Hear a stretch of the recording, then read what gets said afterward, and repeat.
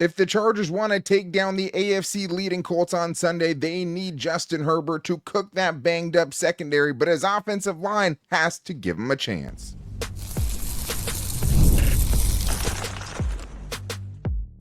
You are Locked On Chargers, your daily podcast on the Los Angeles Chargers. Part of the Locked On Podcast Network, your team every day.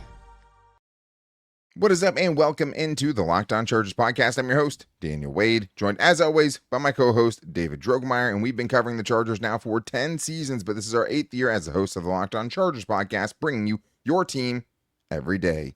Thank you to the everydayers out there for making us your first listen. To make sure that you never miss the show, go subscribe or follow for free on the Locked On Chargers YouTube channel and listen wherever you get your podcast from. David, what do we got today? Daniel, sometimes it's better to keep the game plan simple. If there's a vulnerability, you exploit it. And for the Chargers, they absolutely should be looking to attack that very weak and weakened Colts secondary. And on offense, for the Colts, you know they are going to run the football. They are going to give it to Jonathan Taylor a lot, so it is imperative that the Chargers do their absolute best to limit his effectiveness in this football game. And of course, as always, we wrap it up with our bold and game predictions. Yeah, maybe it's a big Trey Harris game against this secondary, but maybe the Quentin Johnston return gets in the way of that. A lot to get into, but I do think it does start with that matchup, specifically the Chargers offense and where they can exploit this Indianapolis Colts defense. And it's definitely through the air. And like I said, I mean, it'll be up to the Chargers to try to protect Justin Herbert well enough to give him a chance to do that. But you look at it, I mean, Justin Herbert has a chance to put up 350 plus yards on this defense if they give him any time. I mean, Jacoby Brissett just threw for 320 last week. Matt Stafford a couple weeks ago put up 375. Over the last 3 games, teams have averaged about 308 passing yards against this Colts defense. So if you're looking for where the Chargers can exploit it with the receiving weapons that they have, including Quentin Johnston almost certainly being back for this game, the Chargers have to find a way to take advantage. Yeah, they absolutely do. I think you look at this team and you look at, the only time that they lost, it was against the Rams, and the Rams lit them up right through the air. They absolutely exploited them. They took some chances, and they actually went for some big, deep shots, and they had success. But they were also setting their wide receivers up with yards after catch opportunities, and I think the Chargers should absolutely look to follow that model. Get the football in the hands of your athletes like Ladd McConkey, like Quentin Johnston, and let them work after the catch. I think if you do that, you're going to have a lot of success throwing the football in this game. Yeah, and it's not just that, the Colts corners that can be exploited. The linebackers can also be exploited in coverage as well. They have weak spots there, and it'll just be up to, how the Chargers go about getting it. Like, do they try to spread them out and go more 4 wide receiver sets? Do they go super heavy personnel and just trying to go max protect to try to let some, routes develop downfield, knowing that you can only have a couple of guys releasing into those routes? It'll be interesting to see how they do it, because it's not even just like a key for success. It almost feels like it has to happen. When you're talking about a game like this, against a really good team, in my opinion, even if the Chargers are favored in it, it feels like the Chargers will be pulling off a massive upset to me if they are able to pull it off. And I don't think they do it unless Justin Herbert just absolutely torches this Colts secondary, because I think with my second key for success here, I'm not exaggerating when I say score 30 points. That's the key by itself. The Chargers have yet to crack 30 this season. And this is a key that comes from my kind of, the faith I have or don't have in this offense to consistently put up points, but also the faith that I have in the Chargers defense to not, be able to slow down the best offense in the NFL so far. The Colts have scored 29 plus in 5 out of their 6 games. The only other game they didn't do that, they had 2 touchdowns wiped off the board because their receiver fumbled it at the goal line and also had a holding call on a 53-yard Jonathan Taylor touchdown. So they should have put up 34 easily in that game. Last week, Jacoby Brissett almost hung 30 points on them. If the Chargers offense can protect Justin Herbert at all, there's no reason they shouldn't be able to put up 30. And it really also is going to come down to a little bit of what I talked about yesterday. Like, they just have to be better in the red zone. Like, if the Chargers took 2 of the 5 field goals they kicked last week and turned 2 more of those into touchdowns, you're talking about a team that put up 37, right? That's the difference. Like, sometimes it's that simple. Like, You can't have 6 red zone trips that end, with 4 of those being field goals and then adding on another field goal. You just can't do it. If the Chargers can do that, they should be able to put up 30 points. If they can get better in the red zone, I think they'll be able to move the ball. But I do think 30 is kind of a minimum of what this offense needs to score to give me a good feel that they are going to win this game. Yeah, I mean, going along with that is my key of touchdowns, not field goals. When you're going up against this football team and the Indianapolis Colts and how successful they are in the red zone, you're going to have to match that. You can't trade field goals for touchdowns, or this game's going to get away from you very quickly. So that means more targets for Ladd McConkey in the red zone. That's working. Give Arondé Gaston some opportunities in the red zone. I think that's a guy who's just kind of waiting in the wings for his chance to exploit in the red zone. I think he can absolutely do that. You have to get more creative. Don't just automatically run the football. You have to put together more opportunities. And also, when you're going up against the better opponents, it's the time to be aggressive. Go for it. And you got a chance, you got to punch it in the end zone. Sometimes you're not going to be able to do it, but the intention is part of what matters here. You have to make sure that you are scoring touchdowns. Don't trade 3s for 6s.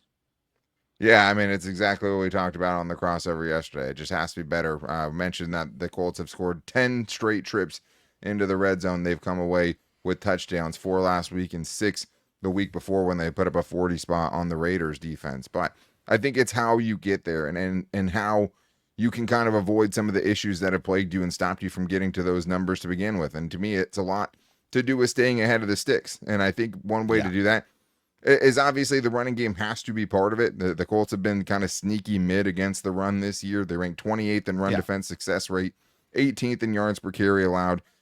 If you can't stay ahead of the sticks, you can't use the play action, which has been super effective. Like one of the reasons the Chargers were able to put up points last week is like their first 6 third downs they faced was an average of like 2 yards to gain. Like they really did a good job. Love that. Of picking up 6 on, 2nd and 8, right? And not being afraid to have to face those third downs.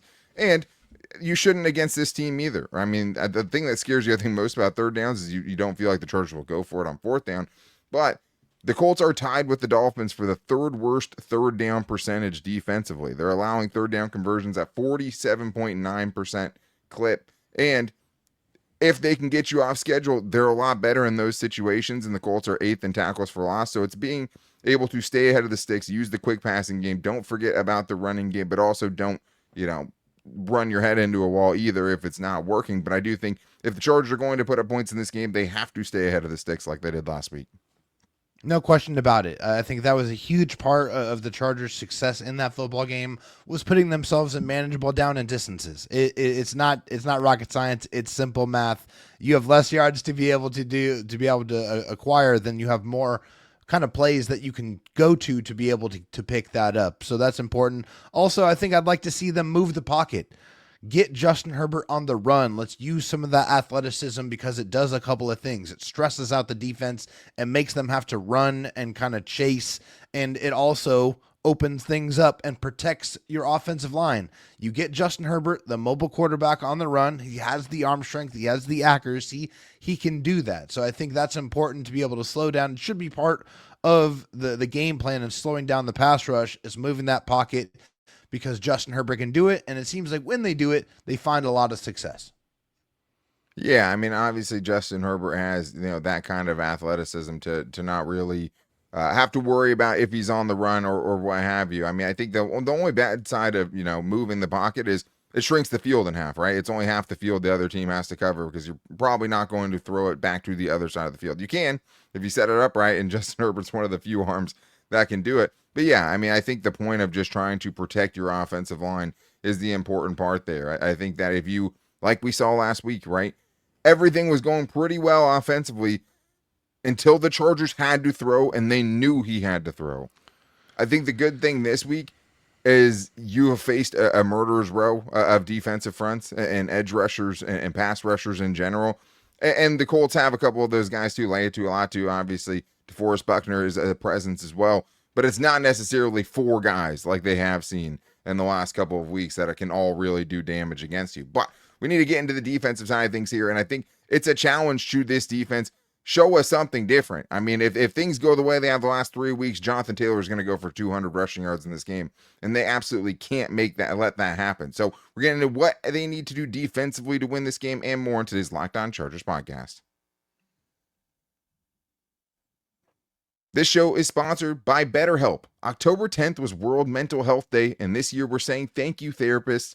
Life can be tough on and off the field, and behind millions of mental health journeys are therapists who showed up, listened, and helped people take a step forward. BetterHelp is shining the spotlight on those connections while also making it simple for you to find support wherever you need it. Therapy moments can be life-changing, whether it's learning to better connect with your kids, healing a relationship, or finding healthy ways to manage stress. I know that when something's weighing on me, just talking about it can bring really some relief and also some clarity. Like sometimes you really don't know how something's affecting you until you actually hear it out loud and like actually can listen to yourself saying it, can put it in a different perspective. To have somebody else to help you through that in those moments is something that makes a huge difference, at least for me. But this World Mental Health Day, join us celebrating the therapists who have help millions take a step forward. If you're ready to start your own journey, BetterHelp can help you find the right therapist. Our listeners get 10% off their first month at betterhelp.com/lockedon. That's BetterHelp, HELP.com/lockedon. This episode is also brought to you by Prize Picks. Every day we make decisions, but on Prize Picks, being right can actually get you paid. Don't miss the excitement of this football season with Prize Picks, where it's good to be right. Playing Prize Picks is such a fun, simple way to add more excitement to football. You just pick more or less on the player projections, like Josh Allen's passing yards, for example, or Saquon Barkley rushing for a touchdown, and you're in the game. I love how simple it is. I love how no matter how late I wake up on a Sunday morning, I can get my Prize Picks selections in, and they always have something going on with the Chargers to make it even that much better. Like this week, all you really have to do, you go with Justin Herbert throwing for more than or less than 250.5 passing yards, and we just talked about how good of a matchup that is. And maybe Quentin Johnston comes back with a big game after being the leading receiver for this team through 5 games. You can go with him more than or less than 58.5 receiving yards, and it's that simple. You hit on 2, you win. And it's also fun to check out other players and other sports as well to make those even a little bit more exciting. Plus, they have the injury reboot feature. If your player leaves early and doesn't return, it won't count against you, and that's a game changer. Download the Prize Picks app today. Use the code LOCKEDONNFL to get $50 in lineups after you play your first $5 lineup. That's code LOCKEDONNFL for $50 in lineups after your first $5 lineup. Prize Picks, it's good to be right. David, this is going to be the tough part of this show, trying to figure out how the Chargers can slow down what has been the best offense in the league so far this season. Like I told you earlier, I mean, they've scored, basically 30 points in every game but one, and even in that game, they should have put up 30 plus. Nobody has really been able to stop them yet. Now, you can talk about the competition they've played, right? I mean, it hasn't been necessarily the schedule that the Chargers have had so far, especially on who they've had to go up against, but it starts with one guy, and if you let this guy take over, it's just not even going to be a game. They're going to grind you down. They're going to be more effective than you. They're going to be more efficient than you. And it's about how they find a way to slow down Jonathan Taylor, because the Chargers' run defense has been a sieve. This week, though, you're potentially getting Denzel Perryman back, or you will get Denzel Perryman back at this point. It seems pretty certain. You could have Khalil Mack back. But, Dave, this is a guy that's averaging 100 yards per game. Like, if the game plan isn't, hey, how do we stop Jonathan Taylor, and then, if Daniel Jones beats us, okay, whatever. Like, you have to pick your poison with this team, but I'd feel a lot better about the Chargers being able to win it if they can have a reasonable game against Jonathan Taylor. Oh, yeah. 100% the Chargers should be selling out to stop the run in this game. When you look at the kind of run-pass diversity between most football teams, it's around 65-35 most of the time. Not the Colts. It's 55-45, and that's a huge, huge difference. And, of course, if you have one of the most dominant offensive lines in the league and the best running back in the league, you're going to run it a lot more often, too. And so the Chargers should know. And if I'm them, I'm coming in with the attitude that I know you coming in and you want to run the ball and you want to establish your dominance. No, I'm not going to allow you to do that. I am going to set the tone. I am going to bring the physicality. I am going to bring the pain. I'm going to make you feel it every time you run the football. It's going to hurt. It's going to be a painful transaction every single time. And if you're able to do that and you're able to limit his effectiveness, I am a lot more confident about the Chargers' ability to defend this football team, because obviously their strength is their pass defense. Absolutely. Another thing is also, like, you want to get at them out of the same situations that you want for yourself. Like, if they're in third and shorts all day and avoiding those third and longs, it's going to be a long day because they have a really good offensive line too. But I still think it's on the Chargers, though, and like, it's a challenge to Jesse Minter in this defense. Like, they're going to test your manhood. They're going to test your physicality and your strength up front first to see if you can stop it. Now, they might pass to run. You got to be careful, totally selling out and just making it super easy for them to throw early. But for the 60 minutes, you got to challenge them and show up physically, or else you're going to get dominated. Simple as that. I think the other key for me here, make the old Daniel Jones show up a couple times. I mean, in some sort of miracle, Daniel Jones is an MVP candidate 6 weeks in, and it seems wild, legit. But quietly over the last 3 games, he has had 3 interceptions. The one game that he lost this season, he was intercepted multiple times against the Rams. And at some point, Cinderella's carriage may turn back into a pumpkin. Like that, it is in there sometime. Like, there's some little New York Giants Daniel Jones in there. And you saw a little bit last week where he had a really bad interception right to a linebacker that he was kind of staring down. But I do think it has to do with trying to make him uncomfortable. Because when he is able, and what he's shown is this, kind of like Sam Darnold with Minnesota last year, and like just what we've seen, even Geno Smith in the right system. Like, if you let him be in rhythm, right, and make things easy for him, he can torch you. Like, he can run that offense extremely, extremely well. And you have to be able to bring him down once you get to him. He's done a great job of avoiding sacks this year. He's the least sack quarterback in the league. They're 15th in pressure percentage allowed, which is pretty mid. They've given up 70 pressures this year, but he still doesn't get sacked. You have to be able to make him uncomfortable. You have to be able to, when you get that chance, be able to bring him down. Yeah, it's very, very important that you're also extending and trying to impose your will when you're getting a chance to hit the quarterback too. And when you get that chance, you got to get him on the ground. But the thing with him is he's pretty good under pressure as well. When you look at his passer rating under pressure, it's something that he's pretty good at, keeping his eyes downfield, and he probably just has a lot of confidence with that offensive line that's in front of him. But I think that leads me into something you talked about a little bit, is just force a couple turnovers. I think you give your offense a couple of opportunities. Like, this is what you need to be able to compete and to beat really good football teams. You're going to have to take the ball away a couple of times, rip the ball out. That comes with what I was talking about earlier with bringing that physicality. Tip the ball up. If you don't get up there, defensive line, get your hands up. If you tip the ball up, that turns into interceptions a lot of the time. Just because you're not making the play yourself doesn't mean that you can't affect the play in some way. And they're going to need all hands on deck, and they're going to have to be able to affect this game in any way that they possibly can. Force a couple turnovers. It will definitely give yourself a much better chance to win this game. Yeah, I think anytime you're trying to, take out one of the top teams or maybe pull off an upset, which to me, in my mind, this still would be, you have to be able to find those takeaways, and because it's such a, double serving of helpfulness for your team, because it helps your offense and your defense get off the field. The last thing for me is stop the explosives. Like, the one thing about this defense that has killed them all season are the big plays that have happened, and many of those coming before halftime. And then one situation where you don't want to give up big chunks right before the half, the Chargers have been awful at it, whether it's Luke McCaffrey against the Commanders, whether it's last week Jalen Waddle making a ridiculous catch, Tyquan Thornton against the Chiefs before halftime, Cortland Sutton 50-yard touchdown right before halftime. And it's happened all season, and it's killed them. And also in the running game, you're talking about slowing down Jonathan Taylor. The Chargers have allowed 25 10-plus yard rushes, right? It might not be 50 yards all the time, even though they have given up 40-plus yard touchdowns on the ground the last couple of weeks, and that's gotten worse. Yeah.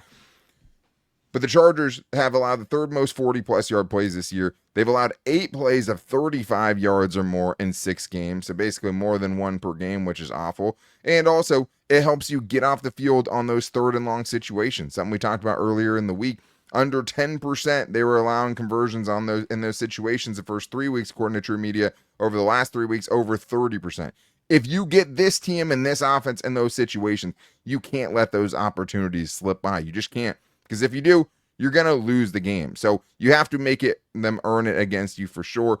But can the Chargers pull off the upset? That is the big question here, and we have to get into our bold and our game predictions and more in today's Locked On Chargers podcast.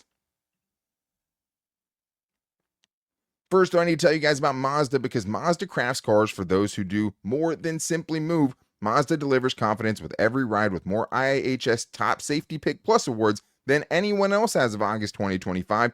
From footwork to breathwork, athletes sweat all the details. Mazda brings this same intention to how we craft every model. And if the Chargers don't play like a Mazda vehicle this weekend, they're going to lose, and they might get blown out, because with Mazda, you can feel Japanese craftsmanship in every detail, from the metallic accents to available Napa leather upholstery.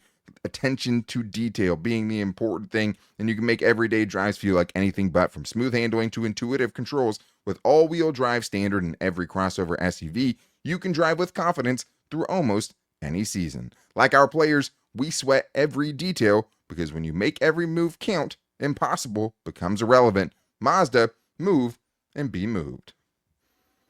What do you get when you have a bald eagle standing on top of a silverback gorilla riding a T-Rex? Confidence, pure confidence. If you're looking for something beyond the usual pill, it's time to meet Rougette's Go Long. That's exactly where Rougette Go Long comes in. This isn't just another ED pill, it's a total game changer for confidence. Go Long combines 2 doctor-trusted medications in one dual-action formula. You can get hard and go the distance, and the effects can last up to 36 hours. That's confidence, not just for today and tonight, but even into the next day. And the process is simple. Connect with a board-certified doctor 100% online, and if prescribed, your treatment ships discreetly right to your door.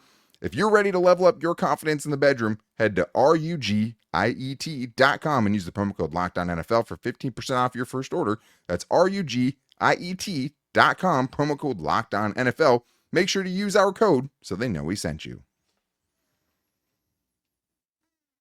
David, now it's time to get the fans involved here a little bit in the everydayers, getting into our bold predictions segment. But thank you, as always, for making us your first listen. If you need a second listen, make sure that you check out the Locked On NFL show that's happening right now twice a day with my guy Tyler, the Madman, rolling in the morning, and Tony Wiggins in the barbershop later on.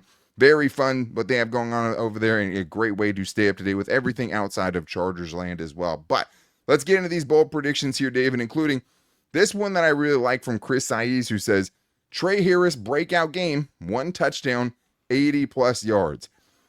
I like this because it gives us a chance to talk about Trey Harris, because, you know, I think a lot of people, and I've even seen this kind of out there, which is just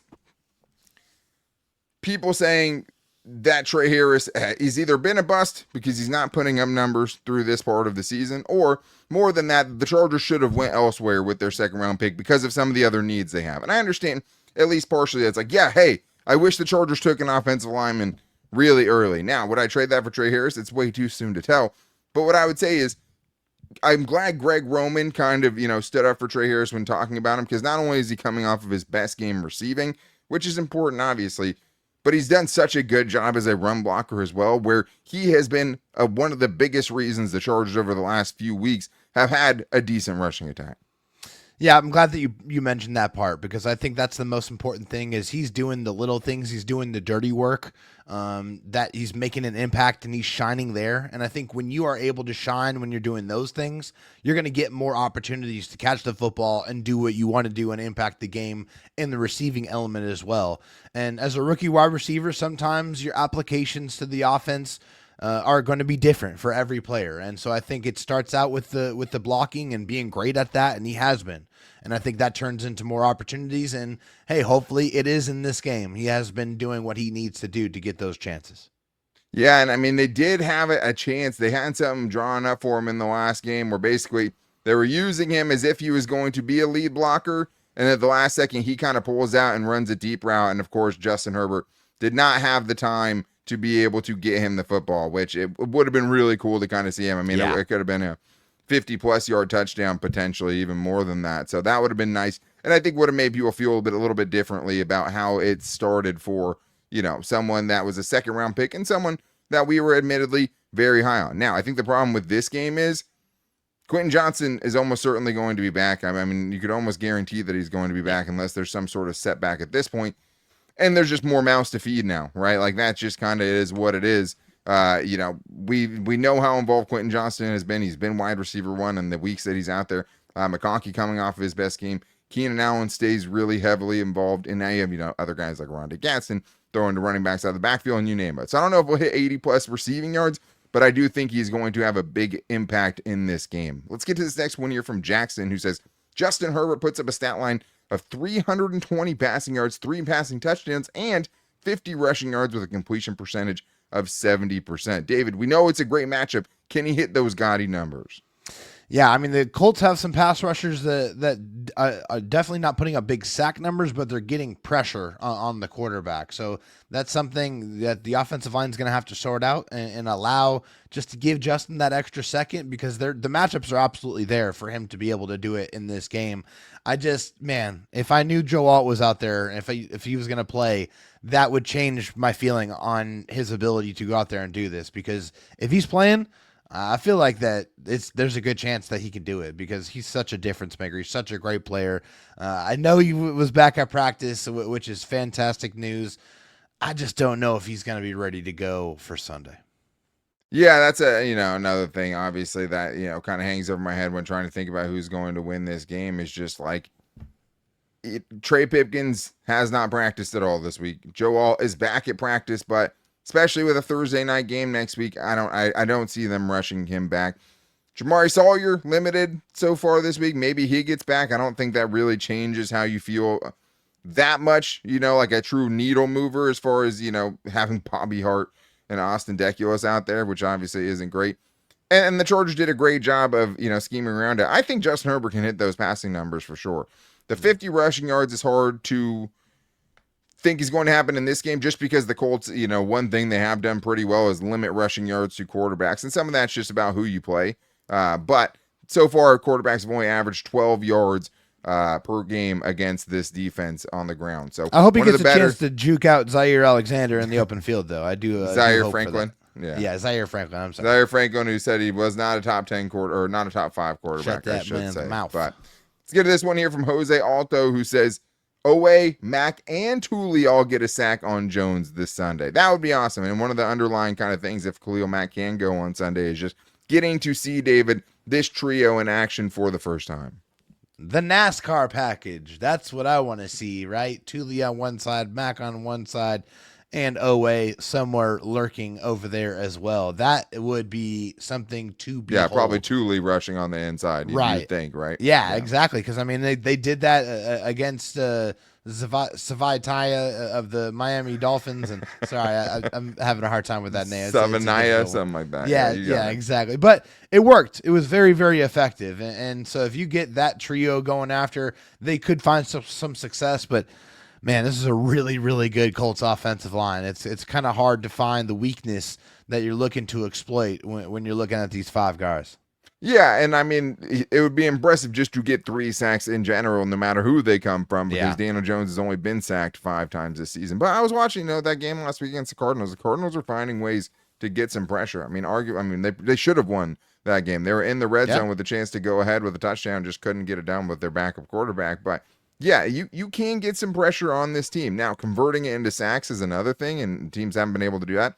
But that was also the case with the Broncos, right? Who I believe when the Chargers played them, they had only given up 1 sack, I think, on the season at that point, and the Chargers got Bo Nix down twice in that game. So not impossible, but it is a bold prediction for sure. Now, we know what the big key is for the Chargers defense, and Athir thinks that he can get it done. Daniel, David, this is Athir, Sunday prediction. Defense rise up and hold JT under 100 yards. I am going with an ugly win, 23-17. Let's go, baby. I wish I mean, the boldest prediction right there is that the Chargers are holding the Colts to 17 points. But to that point, David, I don't know if I guarantee a win if Jonathan Taylor doesn't hit 100 rushing yards. But it feels like if he does go off, it pretty much guarantees a loss. So I'd feel a lot better about the Chargers winning if they can do it. And Jonathan Taylor quietly has gone for 76 yards or less in half of the game so far this season. So it is possible. It just doesn't feel possible right now with the way the Chargers' run defense has been playing. Yeah, no, it really doesn't. Just because they've been giving up a ton, 130 plus the last 3 games, it feels like it's been really, really bad. It's obvious. It's been an obvious area that teams have exploited, and that's the scariest part of this game. And for me, if the Chargers are able to keep Jonathan Taylor under 100 rushing yards, I feel like they'll win the game, because that's what the Colts want to do. They want to play keep away. They want to dominate the line of scrimmage. They want to be able to do what they want to do, which is run the ball and beat you up and end scoring a touchdown, which they've done very effectively throughout this season. So if the Chargers are able to do that, they put themselves in a good position to win.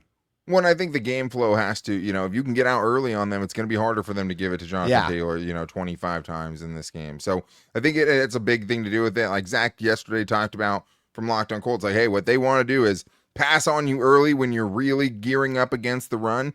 And then if they're up on you in the second half, just grind you down with Jonathan Taylor. And they've been able to do that in a lot of games. But Dave, let's get into our own bold predictions. Where are you going for this week? So some of the games that I've watched of the Colts and the opponents that they've played, I've found that they've had a lot of success against the Colts with the yards after catch opportunities. So that's why I'm going with Quentin Johnston coming back, having a strong bounce back performance after missing a game. 6 catches, 110 yards, and a touchdown. 70 plus of those are going to be yards after the catch. Yeah, and it feels more possible because they gave him that extra week, right? Harder if you would have tried to make it go as a game time decision last week.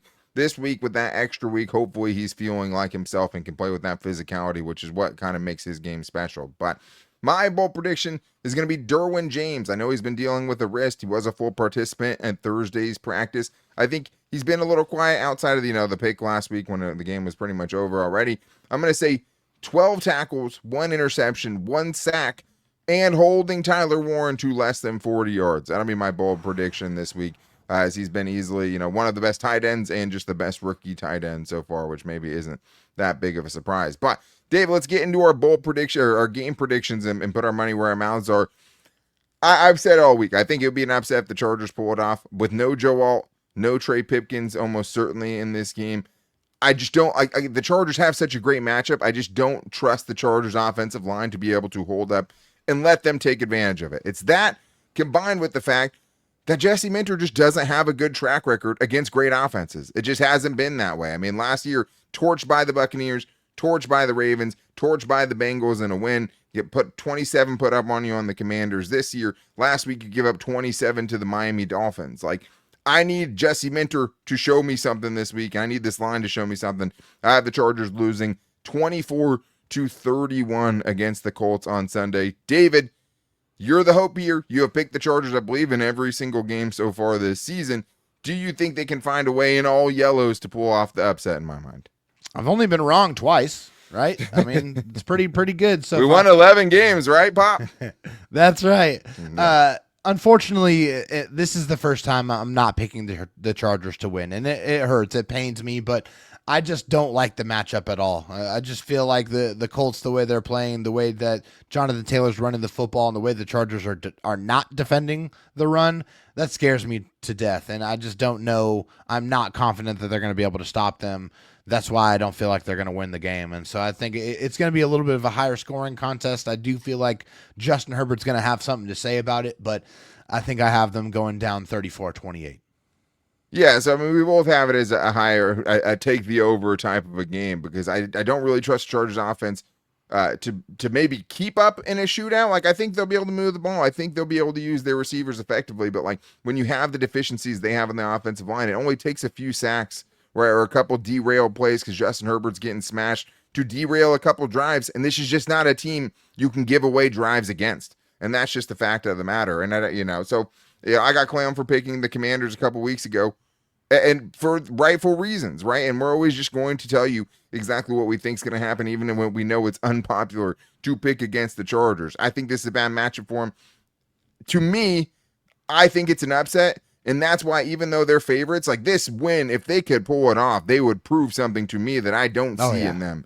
right now. And I think that's the beauty of a game like this, right? It's just like you have a chance, in my opinion, to kind of shock the world a little bit, because I don't think they have what it takes to do it. I think the Colts are a good team, even though they played bad teams.